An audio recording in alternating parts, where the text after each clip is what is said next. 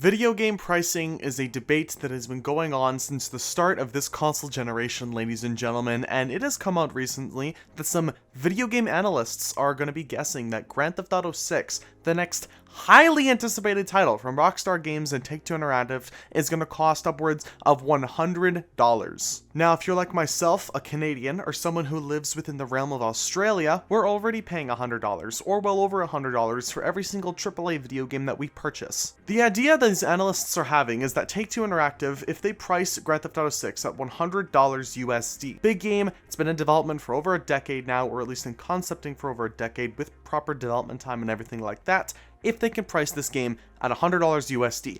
Other AAA publishers will also do so. Now, they've already been doing it, however. They've been making deluxe editions, they've been making legendary editions, they've been making all of these other editions, so I'm assuming that there will be a version of GTA 6 that will cost upwards of $100. There will be a version of GTA 6 that will cost upwards of $300 because of a collector's edition, because if they're going to be giving you GTA 6 online money bonuses, or if, like, say, hey, we'll spend another $50 on this version, we'll give you a year of our subscription GTA Plus. Now, this could be what the analysts are trying to actually say and they kind of just got the wording correct, or they could be actually guessing that the base version, just with the game itself, is going to be costing upwards of $100 USD, which I feel like would kill the game.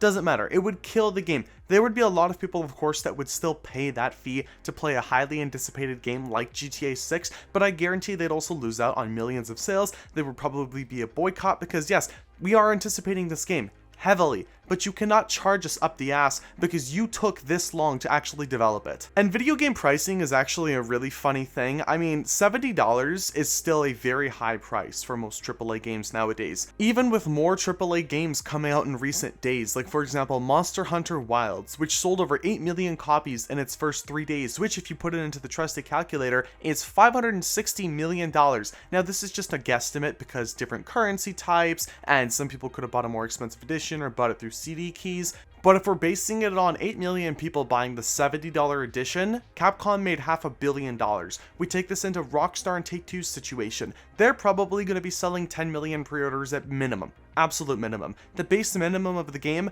is probably going to be $70. They will probably be making $1 billion in pre-orders alone. And that is really where I stand on the base pricing of GTA 6. Now, I have no doubt they'll have Ultimate Editions, Special Editions, Collector's Editions, where they'll offer you shark cards, statues, little bonuses to the game, maybe early access. They're going to be offering tons of that stuff. If Rockstar has a $50, say, week early access into the online, or 2 days even into the story, people will buy it. People will spend $60 more just to have that early access. It may not be everybody, but a ton of people will pay that price to play the game 48 hours early because it is such a highly anticipated title. But the base price of the game, when it eventually comes out in full release, that will still sell for $70. And we also have to take into account that Rockstar is going to be selling GTA Plus on top of their already base $70 game and the online mode that they're going to be having. GTA Plus, you'll probably be getting the same bonuses we're getting about now, $500,000 per month, some discounts, some bonuses specifically for members, maybe a garage, maybe an app on our phone to make, just quality of life things easier. They're going to be offering that in a subscription service. I don't really believe that they would have a reason to actually make the game $100. You would be quite literally making your player base smaller because you're going to have people who don't want to go out and spend $100 on a hobby they want to kind of keep cheap. And if we're talking about keeping the hobby cheap, there are tons of other options as well for you. You have Game Pass, PS Plus, Ubisoft Plus, EA Play Pro, all of these big AAA publishers, including Take-Two now, specifically with GTA Plus, where they're offering games like Red Dead 1, LA Noire. At this point, it's outside of just GTA and it's kind of like their own Rockstar subscription service. These companies are offering us cheaper alternatives instead of going out and paying $70 for a full price title, $80 for a full price title, upwards of $100 again if you're in Canada or Australia. Rockstar is in a delicate situation here where they definitely could be selling this game, Grand Theft Auto 6, for $100 base price, for console players, for PC players, for everybody when they eventually do release the game again on PC. They definitely could be doing this, but they would probably be screwing themselves here. It would be bad for the single player, it would be bad for the online, it would cause such outrage within the actual GTA community and the overall gaming community as well. Imagine the videos from YouTubers like GTA Man, PyRealm, Professional, all these bigger Grand Theft Auto creators that would be just absolutely shitting on Rockstar for that poor gaming decision of charging upwards of $100. But we also have to take into consideration, if they do, other AAA publishers will think it's okay. Take-Two Interactive started the $70 trend. They were the first company to set the price for $70 for current generation Xbox Series and PS5 games, and I would have no doubt that they will be the company to start charging upwards of $80 whether the next console generation comes out or whether Grand Theft Auto 6 comes out. Even though gaming is a hobby, that does cost a lot of money. It is also something that is very customizable. Like I mentioned earlier with all of the subscriptions that these big AAA publishers offer you, you can spend as much or as little money as you want in gaming. You can go out and buy the $300 Xbox Series S, which is a very affordable console, not the best, but is the cheapest way into the current gen gaming, or you could go out with some $5,000 PC 5090 RTX graphics card if you so choose to. There are so many options when it comes to gaming affordability that a precedent of $100 coming from Take-Two Interactive would screw over a lot of people and might force people into subscription services, which I know a lot of people are not fans of the Xbox Game Pass because it's subscription, or because of PS Plus, or any of the subscriptions really, because you don't technically own your games. It's like renting them through Netflix. And let's also not pretend that if Rockstar and Take-Two Interactive did start to sell their games at $100 base, the pressure on their quality would be insane.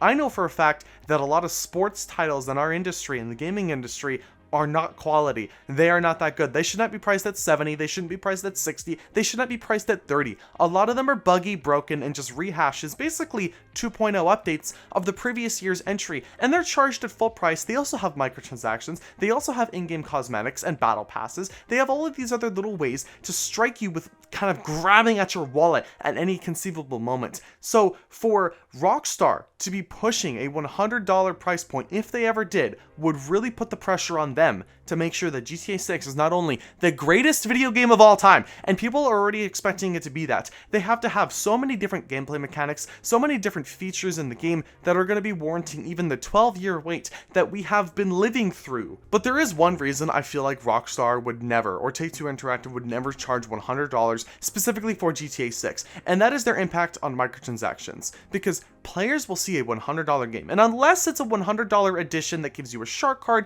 no problem. But if the base price is $100, people are going to be even more scrutinizing about a microtransaction, about a shark card, about a battle pass, about GTA Plus. I spent $100 on your game. Why are you charging me another $20 for an in-game currency? Why couldn't you charge me $70 like they're more likely going to, and then the other $20 on just a bonus if I want to get a shark card edition of the game?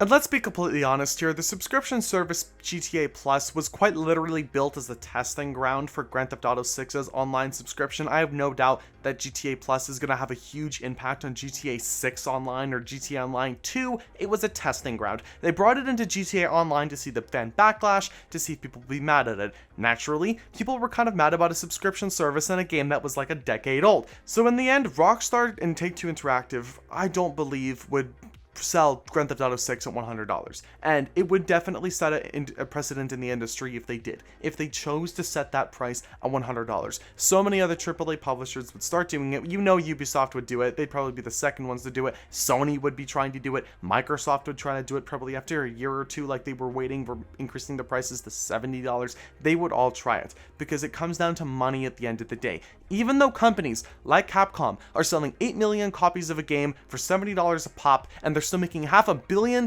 in 3 days, they want more money. All corporations want more money. But in this situation, I feel like Take-Two Interactive also has to see that they're facing, right? How they look as a company. How does it look for the company that has been developing a game for 12 years, for a game that has been completely 100% delayed because of the egregious microtransactions in GTA Online, and for the absolute length that that game has lasted? I can't believe you were watching footage of a 12-year-old game. I've been playing this game for nearly a decade, and I'm still enjoying it. I'm still interacting with it. I'm still having fun with it, playing the new content, playing the old content, because it's that good. Rockstar did a fantastic job with GTA Online. It is going to be really sad to see it leave at some point, especially when GTA 6 Online hopefully launches with enough content to bring us all over, instead of us having, like, say, maybe a different situation where the sequel online mode is complete dog shit and everyone continues to play GTA 5 Online because it has more content, it's a lot more fun, and a lot more polished. Hopefully Rockstar can actually get it right the first time with GTA 2 Online or GTA Online 2 or whatever they want to call it.